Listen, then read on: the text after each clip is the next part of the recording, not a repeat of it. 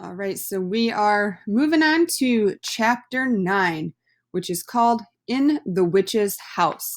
So, to review from chapter 8, we know that the kids were at the beaver's house and they were able to identify that the beaver actually was really good and he was friends with Mr. Tumnus.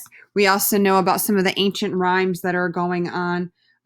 Specifically when the four thrones at Cair Paravel are full, that the witch's reign will be over. We also know that when Aslan is near, there will be no more sorrows in sight, and that spring will come again. We are also able to identify towards the end of the chapter that Edmund is missing. So I think, that gives us a little bit of foreshadowing. Foreshadowing is when the author will tell us something that kind of alludes to something that might happen in the future. So we kind of get an idea of where he might be heading, which leads us to chapter 9, which is called In the Witch's House. And now, of course, you want to know what had happened to Edmund. He had eaten his share of the dinner, but he hadn't really enjoyed it because he was thinking all the time about Turkish delight. And there's nothing that spoils the taste of good ordinary food half so much as the memory of bad magic food. And he had heard the conversation and hadn't enjoyed it much either because he kept on thinking that the others were taking no notice of him and trying to give him the cold shoulder. They weren't, but he imagined it. And then he had listened until Mrs. Beaver told them about Aslan, and then he had heard the whole arrangement for meeting Aslan at the stone table. It was then that he began very quietly to edge himself under the curtain which hung over the door.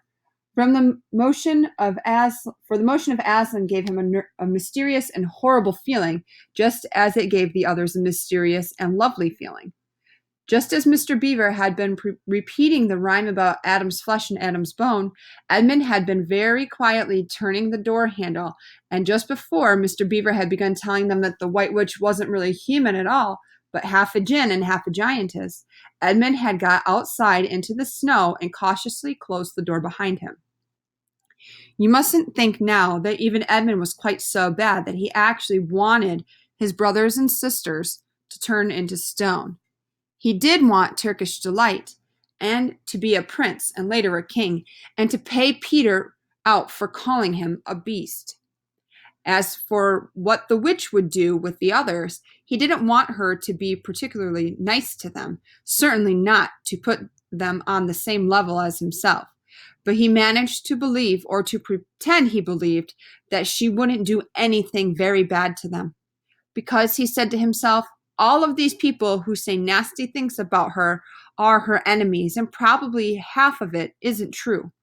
She was jolly nice to me anyway, much nicer than they are. I expect she is the rightful queen, really. Anyway, she'll be better than that awful Aslan. At last, that was the excuse he made in his own mind for what he was doing. It wasn't a very good excuse, however, for deep down inside him, he really knew that the White Witch was bad and cruel. The first thing he realized when he got outside and found the snow falling all around him was that he had left his coat behind in the beaver's house. And of course, there was no chance of going back to get it now. The next thing he realized was that the daylight was almost gone, for it had been nearly 3 o'clock when they sat down to dinner, and the winter days were short. He hadn't reckoned on this, but he had to make the best of it. So he turned up his collar and shuffled across the top of the dam. Luckily, it wasn't so slippery since the snow had fallen to the far side of the river. It was pretty bad when he reached the far side. It was growing darker every minute, and what with that and the snowflakes swirling all around him, he could hardly see 3 feet ahead. And then, too, there was no road. He kept slipping into deep drifts of snow and skidding on frozen puddles and tripping over fallen tree trunks and sliding down steep banks and hankering his shins against rocks till he was wet and cold and bruised all over. The silence and loneliness were dreadful. In fact, I really think he might have given up the whole plan and had gone back and owned up and made friends with the others if he hadn't happened to say to himself, when I'm king of Narnia, the first thing I shall do will be to make some decent roads. And of course, that set him off thinking about being a king and all of the other things he would do, and this cheered him up a good deal. He had just settled on his mind what sort of palace he would have and how many cars and all about his private cinema and where the principal railways would run and what laws he would make against beavers and dams was putting finishing touches to some schemes for keeping Peter in his place when the weather changed. First, the snow stopped. Then the wind sprang up and it became freezing cold. Finally, the clouds rolled away and the moon came out. It was a full moon and shining on all that snow. It made everything almost as bright as day. Only the shadows were rather confusing. He would never have found his way if the moon hadn't come out by the time he had got to the other river. You remember he had seen, when they first arrived at the beavers, a smaller river flowing into the great one lower down. He now reached this and turned to follow it up. But the little valley down which it came was much steeper and rockier than the one he had just left, and much overgrown with bushes, so that he could not have managed it at all in the dark. Even as it was, he got wet through, for he had to stoop under branches, and great loads of snow came sliding off onto his back. And every time this happened, he thought more and more how he hated Peter, just as all of this had been Peter's fault. Okay, so we do have our conflict. We have a couple in this chapter. We know that it's a conflict for everybody else that Edmund is going to the White Witch's castle, but it's also a conflict that Edmund is really upset with Peter, and he's blaming him for all of this, which we know isn't necessarily true. But in Edmund's mind, that's what he's thinking. And again, going back to that definition of characterization, when we have a character who is expressing thoughts or feelings, we are able to identify certain things about them. So we know that Edmund isn't the nicest, right? But at last he came to a part where it was more level, and the valley opened out. And there on the other side of the river, quite close to him, in the middle of a little plain between two hills, he saw what must be the White Witch's house. So here's our setting changing. And the moon was shining brighter than ever. The house was really a small castle. It seemed to be all towers, little towers with long pointed spires on them, sharp as needles. They looked like huge dunce caps or carpenter. Sorry, I lost my spot. Dunce caps or sorcerer's caps, and they shone in the moonlight, and their long shadows looked strange on the snow. Edmund began to be afraid of the house, but it was too late to think of turning back now. He crossed the river on the ice and walked up to the house. There was nothing stirring, not the slightest sound anywhere. Even his own feet had made no noise on the steep, newly fallen snow. He walked on, past corner after corner of the house, and past turret after turret to find the door. He had to go right round to the far side before he found it. It was a huge arch, but the great iron gates stood wide open. Edmund crept up to the arch, and he looked inside into the courtyard, and there he saw a sight that nearly made his heart stop beating. Just inside the gate, with the moonlight shining on it, stood an enormous lion crouched, as if it was ready to spring. And Edmund stood in the shadows of the arch, afraid to go on and afraid to go back, with his knees knocking together. He stood there so long his teeth would have been chattering with cold, even if they had not been chattering with fear. How long this really lasted, I don't know, but it seemed to Edmund to last for hours. Then at last he began to wonder why the lion was standing so still, for it hadn't moved 1 inch since he first set eyes on it. Edmund now ventured a little nearer, still keeping in the shadow of the arch as much as he could. He now saw from the way the lion was standing that it couldn't have been looking at him at all. But supposing it turns its head, thought Edmund. In fact, it was staring at something else, namely a little dwarf who stood with his back to it about 4 feet away. Aha, thought Edmund, when it springs at the dwarf, then will be my chance to escape. But still the lion never moved, nor did the dwarf. And now at last Edmund remembered what the others had said about the White Witch turning people into stone. Perhaps this was only a stone lion, and as soon as he had thought of that, he noticed that the lion's back and the top of its head were covered with snow. Of course, it must only be a statue. No living animal would have let itself get covered with snow. Then, very slowly and with his heart beating as if it would burst, Edmund ventured to go up to the lion. Even now, he hardly dared to touch it. But at last, he put out his head very quickly, or put out his hand very quickly, and did. It was cold stone. He had been frightened of a mere statue. So that's kind of like the time I told you guys when we read Brian's Winter, when my dad got a deer, and every time I um, inched myself closer to the back of the truck to try to look at it, I thought it was going to come alive, right? The relief which Edmund felt was so great that in spite of the cold, he suddenly got warm all over, right down to his toes, and at that same time there came into his head what seemed a perfectly lovely idea. Probably, he thought, this is the great lion Aslan that they were all talking about.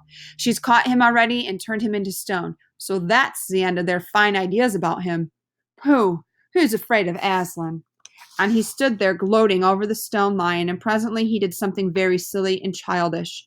He took a stump of lead pencil out of his pocket and scribbled a mustache on the lion's upper lip, and then a pair of spectacles, which are glasses, on its eyes. Then he said, "Yeah, silly old Aslan, how do you like being a stone? You thought yourself mighty fine, didn't you?" But in spite of the scribbles on his face of the great stone beast, still looked so terrible and sad and noble, staring up in the moonlight, that Edmund didn't really get any fun out of jeering at it. He turned away and he began to cross the courtyard. As he got into the middle of it, he saw that there were dozens of statues all about, standing here and there, rather as the pieces stand on a chessboard when it is halfway through the game. There were stone satyrs and stone wolves and bears and foxes and catamounts of stone. There were lovely stone shapes that looked like women, but who were really the spirits of trees. There was the great shape of a cantor and a winged horse and a long-legged creature that Edmund took to be a dragon. They all looked so strange, standing there perfectly lifelike and also perfectly still in the bright, cold moonlight, that it was eerie work crossing the courtyard. Right in the very middle stood a huge shape like a man, as tall as a tree, with a fierce face and a shaggy beard, and a great club in its right hand. Even though he knew that it was only a stone giant and not a live one, Edmund did not like going past it. He now saw that there was a dim light showing from a doorway on the far side of the courtyard. He went on to it. There was a flight of stone steps going up to an open door. Edmund went up them. Across the threshold lay a great wolf. It's all right, he kept saying to himself. It's only a stone wolf. It can't hurt me.